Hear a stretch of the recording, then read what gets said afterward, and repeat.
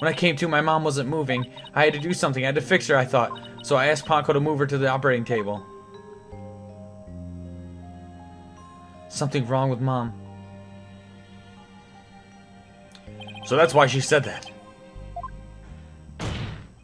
Your Honor, as you can see, the defendant has just given us a critical new testimony. A man was there before Miss Sykes arrived. A man who covered the victim's face and put on the victim's jacket. This man is... Miss Sykes, do you have any idea who this man was? No, I'm afraid I don't. A few moments ago, Miss Sykes mentioned a mask. Athena? Can you tell us anything else about that? Yes. The mask, it was my mom's Japanese theater mask. I think it was the one hanging on the wall of the lab. Oh, this mask hanging here on the wall? It was kind of spooky, that mask. My mom used to tell me that a no mask even has the power to turn an ordinary human into a phantom. A phantom? Oh, jeezy Pete's. Hold on a second. A phantom? It would seem that a new suspect has emerged, and that means that all suspicion against Miss Sykes has...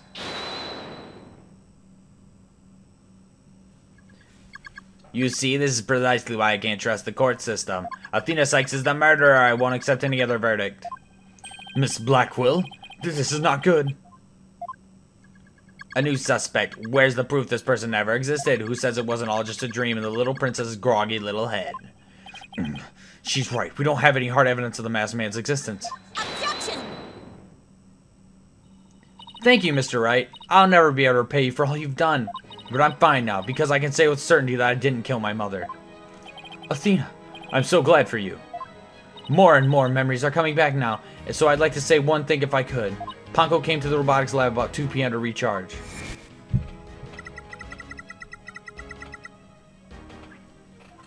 Just as I was about to charge up, Athena came in and hugged Mommy Metis, and then Mommy Metis fell down. After that, I was recharging, so I don't know anything. I see where you're going with this, if Mommy Metis was really the killer in disguise. Right. Then he must have come to the robotics lab after 2 p.m.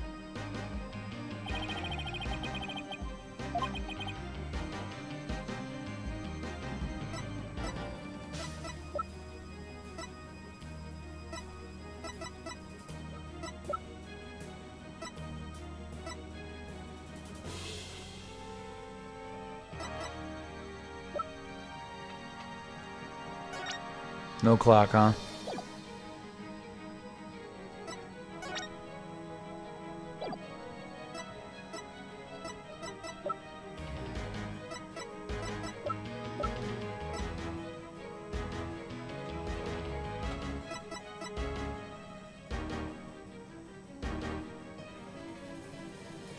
Take that!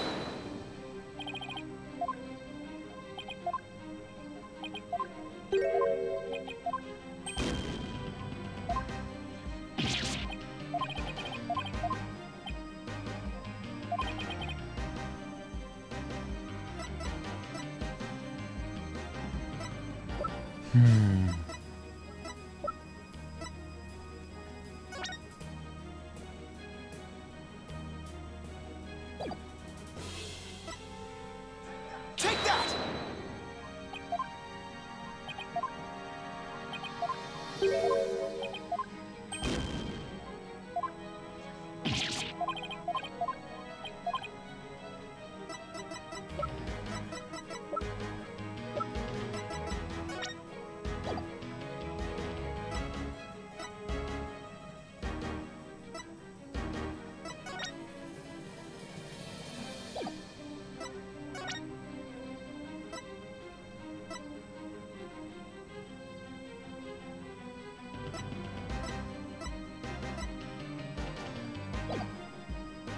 Take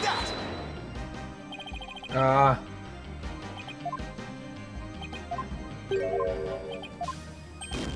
I'm about to lose this case.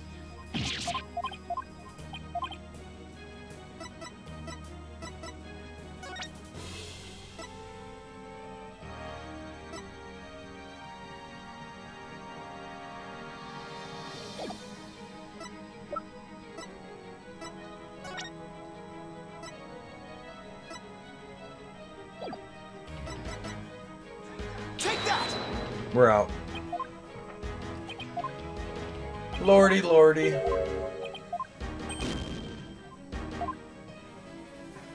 What evidence is it, dude?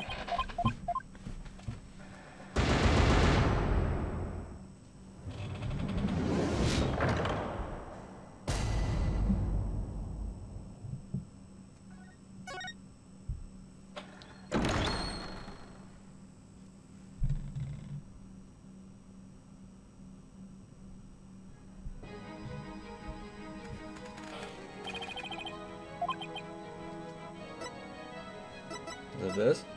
Take that! Nope.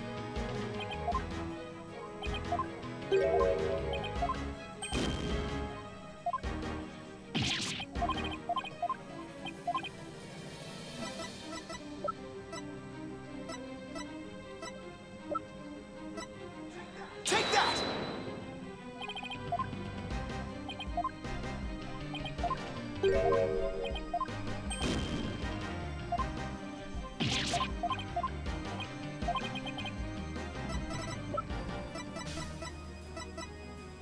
Take that! We're guilty again, are you kidding me?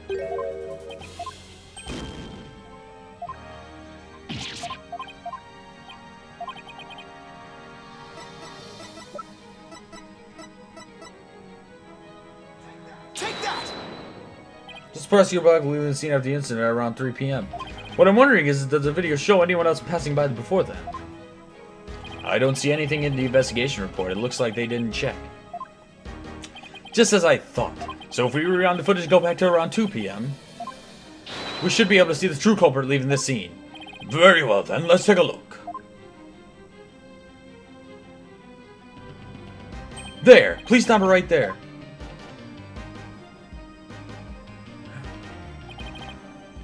It just looks like there's a man leaving the scene of the crime. Miss Sykes, do you remember this person? That's him! I'm sure of it! He's wearing my mother's jacket! I did! We want to see...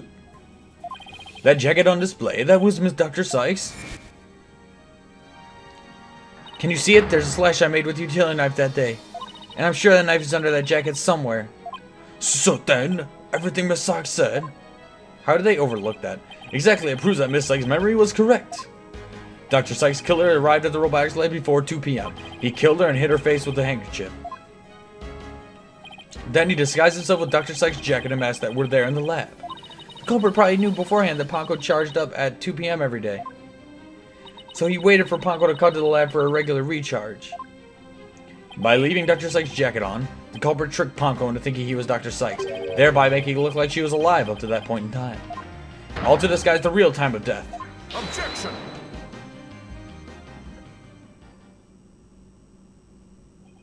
It's a nice theory, Mr. Wright, but I'm afraid that's just not possible. What? Why not? The victim's jacket is clearly visible right there in this video. And that's right there is precisely the problem. The ID tag on the jacket at the scene confirms beyond doubt that it belonged to the victim. If the person who left the lab truly was wearing the victim's jacket,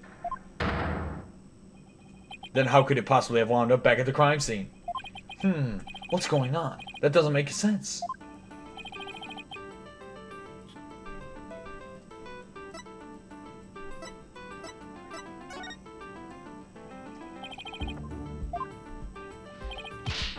Objection! Jeezy Pete's.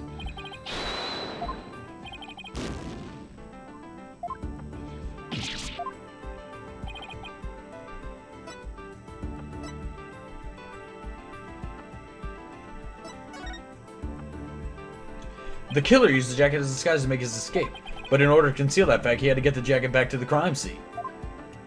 So the culprit simply returned to the robotics lab later and planted it there. Contradictions resolved. Objection! Except that it would have been impossible. The only people who came to the robotics lab with the killers were Prosecutor Blackwell and the people who reported the body, and they claimed that the jacket was there when they arrived. So, when do you propose the mysterious man who had a chance to return the jacket? A puzzling question indeed.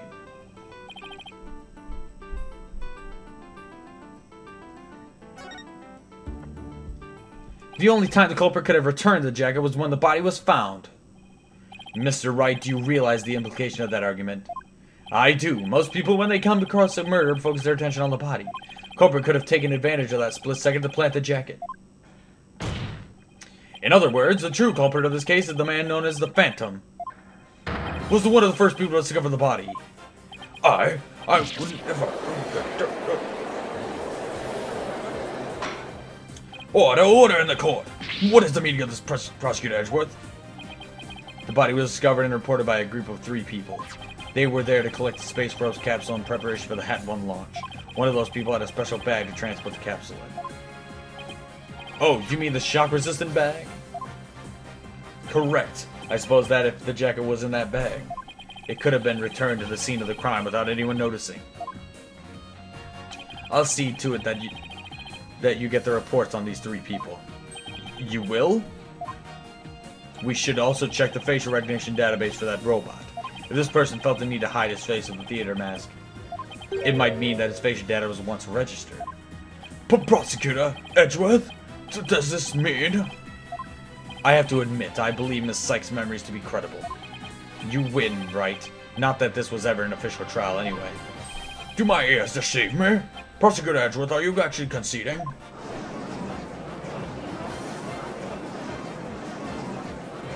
Is it true, boss? Does this mean I can't believe it's over. I won. I proved that both Athena and Prosecutor Blackwell are innocent. Your Honor, I see no need to further prolong this trial. Objection! Hold on, Mr. Wright. Have you forgotten who's in charge of this trial? That's right. I'm the one who's supposed to say I see no need to further prolong. Not you either, Your Honor. Now silence. The little princess who was truly beloved by Metis and who replayed their love with death. All these years hating Athena was the only thing that kept me going. But what do I do now? Can anybody tell me? How am I supposed to go on? Ms. Blackwell. How unlike you, Aura. Matisse was deeply passionate about her work and she chose you as her partner, isn't that? Shut up, Simon. You know exactly how I felt about her. Her respect as a co-worker wasn't all that I wanted. Then what did you want from her? Did you really just go there, Your Honor? Aura, there's something I wanted to say if you will lend me an ear. I have in my possession a lead on who Matisse's murderer is. You do? Right, Dono. You asked me about the identity of the Phantom of 7 years past. That's right. The Phantom, the person Blackwell has been looking for, even from behind bars. 7 years ago, somebody hatched a plan to sabotage the Hat 1 rocket. The spy. But he was no ordinary spy. We knew naught about him, his background appearance. We came to refer to him as the Phantom. At the time, I was working with the police to hunt him down. And then one day, a miracle occurred. And I obtained a lead on him. Oh, how exciting! What was the lead? A recording of the Phantom's voice, but the quality was too poor for proper voice analysis. Yet I had hope. Aura's co-worker was a scientist who could analyze human emotions. So I asked her to evaluate the recording using analytical psychology. And the scientist was Dr. Sykes? Yes, a spy's greatest fear is to have his true identity discovered. In addition to Hat 1, Dr. Sykes' results in the recording were surely among his targets. But his search of the Space Center bore no fruit, so he must have started to panic. He couldn't find them, but where could they have been? Who used to say? Wow, I bet he's never let that out of his sight all these years. How in the world did you smuggle them into prison? Oh, I have my ways. What's more, my partner is especially talented at that sort of thing. Taka! I worked to lure the Phantom in by spreading rumors throughout the underworld. I was even granted permission to prosecute cases to attract the Phantom's attention. Just try to retrieve your identity, you bloody butcher, became my taunt. And what about the results Dr. Sykes drew up for you? Was there any useful information? Here, you can see for yourself. But take good care of it, that's all I have left of my mentor. I will. I better hold on to this real tight.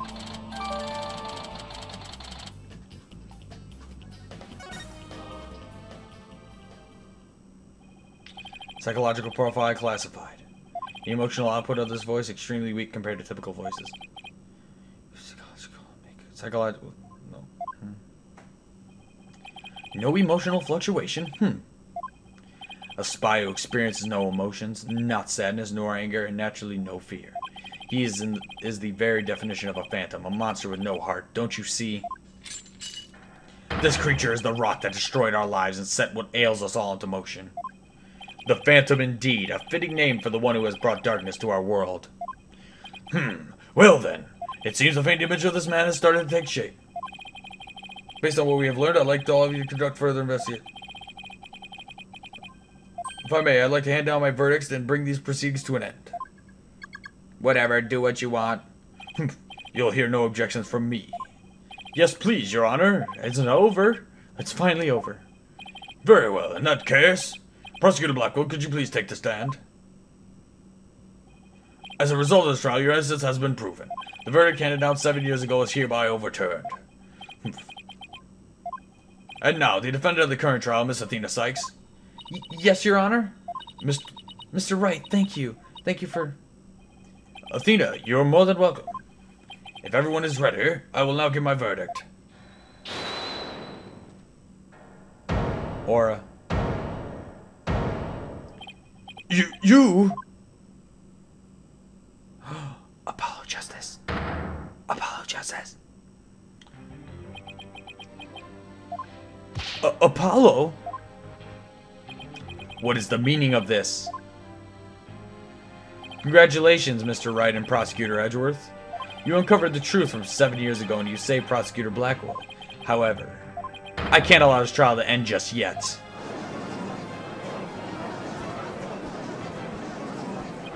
Why, Apollo? Why would you do this to us?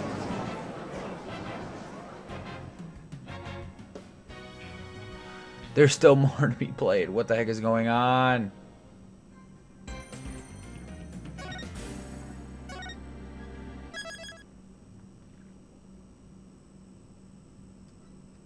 There's still more. Brah! Alright, anyway, y'all. I want to thank you guys for watching. Hope you guys have a fast rest of your day. Stay tuned for more Phoenix Wright Ace Attorney Dual Destinies, and we will continue this. Let's go, baby.